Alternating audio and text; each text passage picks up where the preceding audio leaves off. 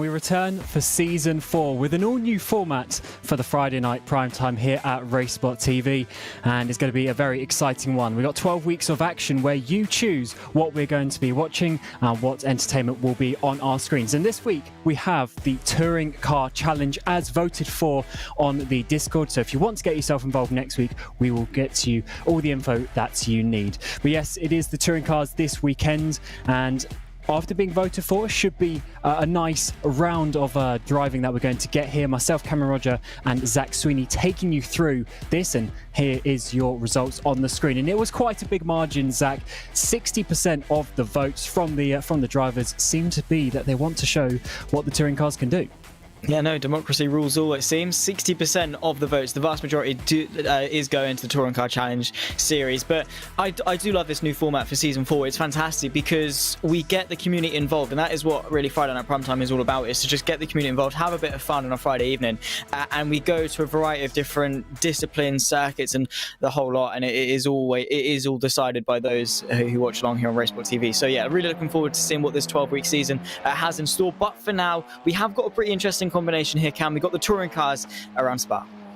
Yeah, we certainly do. And with it being so popular, there's of course quite a few splits. Often in some of these splits that we show, there's maybe only a handful, but there's been quite a few today. We have 18 drivers out on the field going for their qualifying now. As all one of the Audis, they go for a massive slide through Pouin. And here at Spa, this should be a pretty decent combination actually, as we should get some nice racing around here. Obviously, a slightly slower car compared to some other cars that are raced around here. So you've got to keep that momentum going, Zach, and especially as you come through the next couple of corners out through Stavlo onto that back straight, you've got to make sure you're getting the best exit. Absolutely, it is going to be sort of a slipstream fest. We saw it last season when we were with the RO4 Challenge Series for Season 3. We saw our race at Spa. It was a case of staying in that slipstream, staying in the mix for the entirety of the race. And as soon as you lose momentum, as soon as you lose that drive down a lot of flat-out sections, like this one coming off of Curve of Paul Frere down towards Blanchimont, and then, of course, that infamous run from the source all the way down to the Lake Comte chicane, you have to be on it. You have to be up there in terms of top speed, because if not, you will just sink. You'll get, sort of freight-trained by the pack behind. It's not so much an issue in qualifying. Well, it is an issue in qualifying because you need to get up there and in the mix, but the real pressure that we will see of that sort of mistake and that sort of pressure is going to come in the race, because I do expect it to be a very, very long pack. It certainly is, and with over 2.5 minutes, there aren't going to be many laps in this 15-minute race that is coming your way. But already, even with such a long lap, we've only got 2 tenths covering the top 3, as Liskovic goes to the top already with a 34.296, and I'm sure those times are going to come in a little bit more, as they will have just about enough time for another lap, and that 2-lap limit anyway is what they're going to be getting around here. And with the fact that we do have the touring cars, there's of course multiple different chassis. 4 of them. Got the 2 Hyundais, the Veloster and the Elantra, before having the Honda Civic, as well as the Audi RS3 as well. So plenty of options, and each of those cars will have slightly different places on the track where they are the quickest. That is very true. They're going to, tone to their strengths a little bit. Some cars might be slightly quicker down the straights, a little bit better under brakes, maybe through the corners, and you really will see sort of the strengths and weaknesses shine throughout the race. And it is good that we have got the variety of cars, because this is the fixed setup race, so you can't do any tinkering to your car, and it is all down to both the driver and the chassis that you have got. But saying that, we have got the Hyundai Veloster in P1 with Liskovic, and then of course Dominic Kortum in P2 with the Hyundai Elantra, then Ferrero in the Audi RS3. So there is, and of course with the long lap, as you say, they're only covered by just over 2 tenths of a second. So it is still, despite the difference in chassis, despite the long lap, still really, really close between all of them.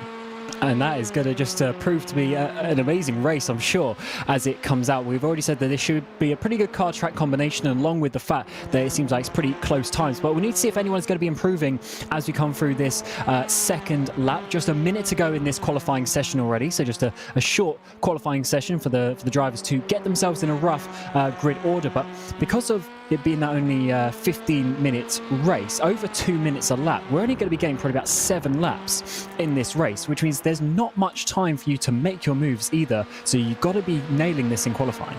You do. You have to get the ball running. It all starts with these 2 laps in qualifying, usually your second lap, because that's the one that counts. The car's warmed up, you're acclimatized to the circuit, the conditions and everything like that, and then you've got a warmed up car, you're fired up, you're ready to go. You go for that second lap, and if you mess it up and you fall a couple of attempts back where you need to be, that is the difference at the moment between pole and the second row. So you do have to be on it, and if you languish in the midfield too early on, you don't have that time, as you say, to make your way through the pack. It's not like an endurance race where it's like, oh, we've got a pretty poor qualifying, we can make up for it over the next 2 hours. No, you start P10, you've got 15 minutes to make that deficit back up. But that is what we mean, making the laps count in qualifying, as Lopez extends the margin 3.5 tenths to pole position.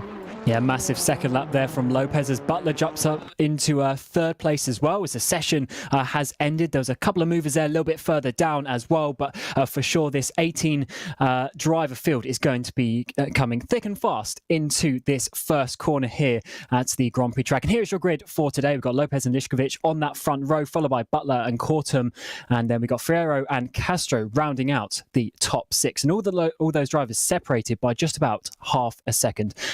Truti there in 7th place with Elizu in 8th, followed by Vunch, Crisp, Nogales and Stadler for the top 12 as well, before coming on to the final part. We've got Anderson, Miranda, Macinda, Andreda, Rafita and Molita rounding out the top 18 drivers here for this grid, and they line themselves up for what is going to be a 15-minute race around Spa-Francorchamps. The track was obviously, and not just the track, the competition as a whole was chosen by you. There'll be another vote for next week, and after the race we will get into how you can do that. And of course the drivers will then have the opportunity to choose once again what we will go for next week. But this week around it is the Touring Car Challenge. We got the 4 different touring car models out on the field, and when we get the green lights, will be go down towards the first corner. You got Lopez and Lišković on the front row there, just gridding up, and it's certainly going to be a very tight, a very close battle between some of these cars. Look out for that slipstream as we get up to Les Combes as the countdown comes on, and when it goes green, we will be live for season 4 here at the RaceSpot Friday Night Prime. And we got the pole sitter of Lopez up the inside there. He's got a very good getaway. Lišković having to fend just slightly, I think, from Butler, who's going to be diving up the inside potentially into that first corner. Side by side, 3 wide as we come through the first corner as well. But that seems to be a very nice getaway from all of the drivers. Just a driver going a little bit further wide there in the background. Might have been Castro going just a bit wide, but Zach, that was a very nice start indeed. Clean so far, kind of 2 wide, 2 worries deep, a little bit further back. That fight for what is 6th and 7th, they're all going to tuck in and be sensible and think wisely about it as they go down Eau Rouge and up the crest at Radion, then down the Camel Straight. Here comes the move for Lišković, already looking to the left-hand side, bit of action further back, but Lopez already on the defensive. That is the thing from starting from pole position, Cam, because straight away here at Spa, because of the slipstream, because of this long Camel Straight, you're already put on the defensive, and Lišković gets himself into P1. And that is the racing that we're going to see. This slipstream is going to continue throughout the race as Butler is still there in that 3rd place as well. A few drivers going a little bit wide there. First time breaking up into Les Combes, and they're just trying to work themselves out into a bit of a single file format before we get into this second sector. Cars off in the background. There's Andruti going way too wide in that orange car in the background, going onto the gravel. That's going to be getting yourself some incident point limit. 17 is the limit for these guys today as they try and work their way through this 15-minute session. But as we come through the no-name corner, Lopez still leads for now and is absolutely hammering the pressure for Lišković, who is trying to hang on as they go through pool 1 for the first time. These cars are slightly slower, so it is a very, very long lap. Only 50 minutes on the clock, as we say. Our timing sheets are saying we're only going to get 6 laps, but I think the timing is going to be quite close. But at least for now, side by side, a little bit further back, that's Vunch getting himself up in a P6 in towards the Piff Path chicane for the first time. A couple of cars very, very wide. This is the pack racing that we are expecting to see because of the slipstream. Bit of contact as Vunch goes wide, allows Elizio and Chris both through, rejoins the track, and because of everyone still bunched up, Cam, it's all just being a very awkward affair. Oh, there's 3 wide there once again, coming in to this final part of the second sector through Stavlo, through Curve Paul Freire, and out onto the back straight up towards Blanchimont. And loads of these drivers are just pushing it to the limit, as you would expect in such a short race. And once again, we are getting the slipstream up towards Blanchimont, and this is just going to continue and continue as we go through the race, but you've got to be careful not getting too close. Blanchimont itself isn't really a corner you want to overtake, but you want to stay close as we come up towards the final chicane, and I'm sure you're going to see a few dives here and there, but remember these cars are of course front wheel drive, and therefore you've got to be careful at pushing on the front tyre. If you start overheating them, you will be starting to struggle as we get further in the race.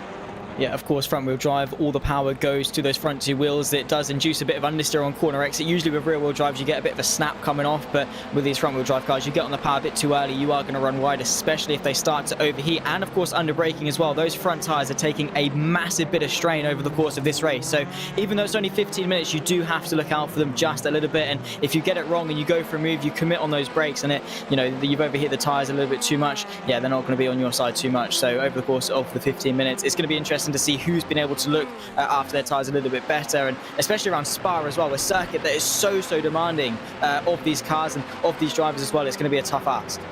It certainly is. Let's see what Chris can do now. 7th place at the moment, getting that slipstream up towards the back of Elizeu. Elizeu's actually working his way back to the front. Lopez seems like he's got back to the lead, side by side into the braking zone, and the Audis goes back to the front there. Butler not involved in the battle either this time around, as Lišković there drops back, and the pole sitter back up to the front.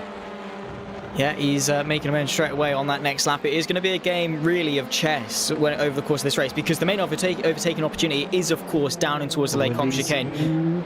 Dropping down the field, sorry, Elizeu's there dropping down the field. We saw that battle with Chris coming up towards Les Combes, and he's now dropped down to that 11th place. So something must have happened between those drivers, because that is about 6-7 places that Elizeu has dropped down there in just one corner. Oof, that is, again, just look at this train that we've got. Of course, we've got the top three of Lopez, Lišković and Butler sort of breaking away a little bit. Actually, Castro's in the mix as well, and as well with Andretti. But back then from Chris downwards, it is just a long train, a long pack all the way to the tail end of the field. So, as I said in qualifying, you've got to be on it from lap 1. Looking to the right-hand side goes one of them into the pit path chicane. I think that's Anderson looking to the right-hand side. Unfortunately for him, has to tuck in behind. But again, it's that thing, you have to be so careful going for moves and pushing hard in packs like these, because one mistake, the margin for error is so slim that one mistake can cost you a lot of time, and that lot of time is going to be a lot of positions indeed. Here's a move between Andretti and Castro, but in doing so, Cam, they've lost themselves to slipstream to the top 3 in front. They certainly have, as they still remain side by side up the back straight. Through Blanchimont now, still side by side between the two. Castro comes back there up the inside. Andretti had the inside at the previous corner, but now still side by side the two go. Off the track slightly for Andretti, but he's now going to have the inside in towards the braking zone for this final chicane. But it's going to be Castro on the brakes there, trying it, but no, Andretti maybe lifts off the brake a little bit, but he manages to get it stopped at the apex, gets that position finally after going side by side for multiple corners. Through Blanchimont as well. That took commitment and bravery, and of course mutual respect between the pair of them. But as I say, they've lost the slipstream to the top 3 in front, so you have to expect it is going to be a 3-horse race between Lopez, Lišković and Butler, and really going to be a fight for fourth. They have to be careful though, because if they continue to fight, the likes of Crisp and Anderson could get back into the mix. But well, they're certainly giving us a show for now. And we were talking about the train, but you see it in one shot. You see the fight from Crisp all the way back down, and it's just such a long train. Pretty much any one of these guys can fight their way through the pack. Oh, they certainly can. You just have to pick off one by one. The issue is it's only a 15-minute race. You've had 6 of them already. 9 minutes remain, and that is going to be not too many laps, as Castro once again is coming up, as we've seen just a little bit of a look to the front as well. But in the meantime, it's going to be Castro there holding on to this 4th place, as these two seem to be just working it around. This is potentially helping them, slipstreaming each other. That time around, not really having too much of a battle, as Castro retakes that 4th place, but they are 4 seconds off the lead. They are, and it is going to be costly. I mean, maybe if they want to settle down for 4th and just anchor down and hold the line, that's up to them. If they're confident that the top 3 are too far a reach, then you might as well just try and hang out and see what you can do for P4. But as we say, the slipstream, the battle between drivers, lap after lap down the Les Combes, down towards the Les Combes chicane, down the Camel Straight, it is just that you get the slipstream, you pull for the move, and then you get up the inside. So it is just going to be topsy-turvy, swapping around constantly. But what it comes down to, because at the moment these moves don't mean too much, it comes down to that final lap and your positioning when it comes to the white flag lap, because if you're in front, you're going to be extremely vulnerable to lose that place. Yeah, do you want to lead or do you want to be in second place coming onto the final lap? I'm not sure. It's certainly a difficult one, but it looks like overtaking is going to be very possible. As Vunch as well makes a move there, talking about overtaking. He gets up into that 7th place and starts to lead this train a little bit as Chris manages to get away from them at the front of this battle, which was for 6th place, but is now ready for 7th. But it's really about a 6-7 way battle going all the way down to Elizu at the back of this train. It is. It's fantastic to see. A great way to open up season 4 here for the Touring Car Challenge series. But yeah, it's really setting the scene, showing what could be a fantastic season. And of course, it's rightly so that this was took 60% of the votes. That's a move from Miranda, sending one to the inside. Oh, he was committed, but not quite committed enough. I think that gap closed a little bit too quickly, a little bit too quick than he would have was expecting, but it caused a bit of carnage a little bit further back, side by side, towards the tail end of this train as well. It's providing some great action, and yeah, you can certainly see why this was a fan favourite. Yeah, it certainly can, as we're getting still a bit of side-by-side coming towards turn number 1. Masida and Rafita also trying to have some battles a little bit lower down there. It looks like Rafita there on the exit is actually going to be getting a bit of a better run there in his Hyundai compared to the Audi, and it's coming up towards Eau Rouge and Radion. It seems that Masida they're having to drop back. So battles all the way up and down this 18-car field, and relatively speaking, they've stayed pretty close to each other, which is good to see. No one has dropped off the back or had any two major crash. But actually look behind, actually Andrade a little bit further back, getting that slipstream, pushing his way up towards the front as well. We're getting battles for the lead as Lopez and Lišković going side by side. Lopez holding on at the front there. Butler now trying to get down the inside as we come towards the hairpin. He's been in 3rd place all race so far since that first corner, but he's going to be getting up into 2nd place as Lišković is going to be just about dropping down, trying to hold on to it around the outside. But as he comes into that no-name corner, Butler has 2nd place. The off-cambered nature of Rivage and the front-wheel drive nature of these touring cars just means around the outside is not quite going to work. Butler with a fantastic opportunistic move there, up in a 2nd place. He's been sat idle waiting for an opportunity like that. He's capitalised on it, and now with only, what, 1/3 of this race left to go, just over 5.5 minutes left, and now Butler is trying to fabricate the move onto Lopez, but he's mussed up poo on just a little bit. Here comes Lišković back to the inside of the Piff Paff chicane. He's got the inside line. I think Butler's just going to tuck in behind. This is all music to the ears of Lopez, who has now started to extend that gap over 8 tenths, maybe even 9 tenths now, and if they keep tripping up over themselves, Cam, this could be a runaway for Lopez.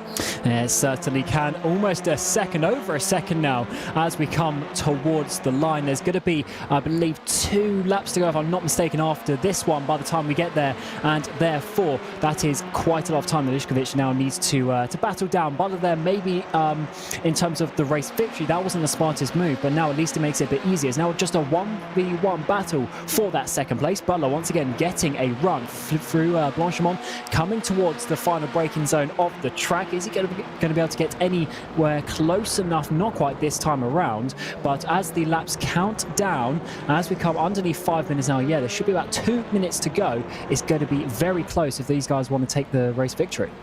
Very, very true indeed. We are coming on to the penultimate lap of this race then. 4.5 minutes left on the clock, and Lopez has got Lišković and Butler at an arm's length away. Lišković and Butler are going to have to work together now to reel back in the number 1 car, the Audi RS3 of Lopez, to get themselves back into race leading contention. They fought too hard for 2nd, and it might actually cost them dearly in this race. We've had fights up and down the field between our top 3. It's been fantastic to see, but also we've been treated amongst the midfield, which I think now has started to naturally space itself out. We're towards the tail end of this 15-minute race, Cam, and with how hard they've been fighting tooth and nail for those positions a bit further back, you would start to expect they break off into their little 2s and 3s. Yeah, there's been a few drivers who I think are going to be a little bit disappointed, as in the background there's that for 4th place Castro defending right to the inside. Andretti going to the outside of Lecon, but not quite enough in the braking zone to get side by side, but certainly trying to slow down the driver ahead, as Coursman in the background is making some places as well. He started way further up the grid, up in I think about 4th, 5th place. He started, but he dropped all the way down to 10th during the race, and is still fighting for that place as we come already, as we say, onto the penultimate lap of the race. Not long go now for these drivers to try and make their way. All the drivers had a spin there. Andretti's got that place because Castro's going backwards, coming into no-name. Oh my god, and just look at how many places he's losing. He's sat patiently, fair play to him, didn't rejoin the track in haste. Oh, that's going to be dodgy, a slow car going through No Name. That could actually be to the benefit of Rafaita there down towards Pool when he's not quite got the run that he needs. And Andretti just going to hang on, I think. But, oh, that could have ended in disaster. I think I think that Castro did the right thing at pulling on where he did. But, yeah, it's always going to be dodgy. How close this pack has been. He definitely lost a lot of places. It was a clumsy mistake. I hope we can take another look at that because we did see the tail end of it. What happened? Was it contact or did he just drop it by himself? You can see pushing each other through and then just dropped. Yeah, oof. Yeah, a bit easy to happen, but yeah, very, very, very unfortunate. Yeah, NASCAR having their playoffs at Bristol over the course of this weekend, and that was a little bit of a Bristol-type move there, pushing him through the exit of the corner, with the car behind obviously just carrying a lot more speed, and especially in these front-wheel drive cars, all of the weight really is still towards the front. They're very front biased, and therefore any nudges to the rear can just send them around. And we're already now coming on to the final lap of the race. Lopez leading the way. Was your pole position, man? Dropped all the way down to as low as second place, and then managed to get back up. Lišković getting closer and closer, caught half a second on that previous lap. So Zach, to be honest, I don't think this is over. Absolutely not. Lišković worked really, really hard on that penultimate lap to close the gap back up, and now he's put himself right in the perfect position. In fact, he might actually have done himself even more of a favour than he had done had he just sat behind Lopez and not got into that fight with Butler, because now he's got that backwards momentum. He's off the back of a fantastic lap. He's coming into this fight fresh and fast. He's going to be at the perfect slipstream range coming down the Camel Straight towards Les Combes. This could be his prime opportunity. It could be his final opportunity of this race to seal the race lead. It certainly might do. He's getting closer and closer. Lišković getting that slipstream. Can Lopez hold on? These two have been fighting all the race so far, but no, Lopez easily there, able to hold on, but we still have that all-important final chicane. And look, half a second it was at the line, and already up the inside of Mount D, maybe thinking about it for Lišković, going to the inside of No Name, but Lopez manages to hold on to this corner to come towards the hairpin. Butler just sitting behind these guys, waiting for his opportunity as well.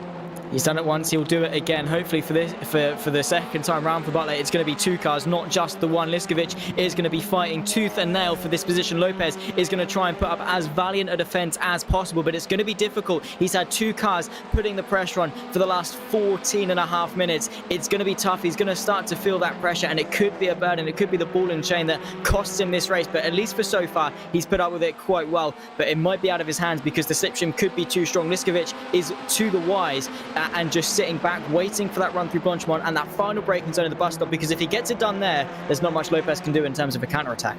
Yeah, just 20 seconds left of this 15-minute race. It's been the first of this Season 4 of 2022, the Friday night prime time. We've had a new vote system that we will go through after the race finishes. It was voted today to do the Touring Car Challenge, and what a battle we've had. Three-way battle for the lead throughout this 15-minute race, and as the counter hits zero, it is Lopez at this moment in time coming towards the line. Final lap of the race. Can Lišković get any sort of a run up towards Blanchimont? It might actually be Butler in the background is looking to that second place instead of the change for the lead. Potentially one more braking zone to go into the bus stop chicane. They're all running wide on the exit of Blanchimont, and Butler now towards the outside of the final chicane. It looks like Lopez is just going to be able to hold on to this as we come through this final sequence of corner. Lišković tries, but it's going to be Lopez just on the exit who holds on to it. A bit of a run towards the line, but he's got enough time to weave as Lopez takes the victory, the first of this Season 4 here at Friday night prime time. And what a race that was. But in the background, a bit of side-by-side battles towards the line as well. As you're getting Vunch and Crisp, I think that was just 0.003 of a second that splits them. What a close race this has been, and that was what a way to open the season, Zach.